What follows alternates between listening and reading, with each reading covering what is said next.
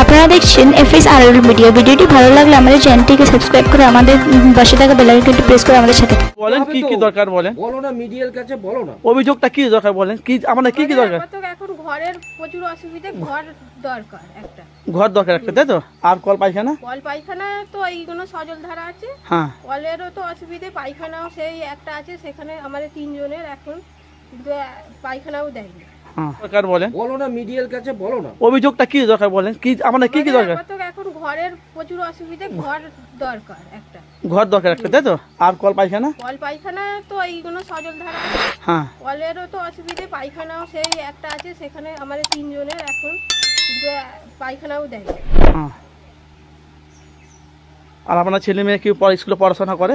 পরে কোন ক্লাসে পড়ে? 10-এ। তাহলে তো সাইকেল পেয়েছে, সাইকেল পেয়েছে? তাহলে টাকাও পেয়েছে 10,000 টাকা। না, টাকা পাইনি।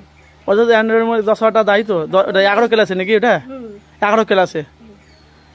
তাহলে সাইকেল মানে স্কুল থেকে ভালো কিছু হচ্ছে, মানে যা দিচ্ছে অসুবিধা নেই, স্কুল থেকে যেটা যা আছে দিচ্ছে তো। ঠিক আছে, রূপসী এখন এসেছে ওটা পরে, তাই না?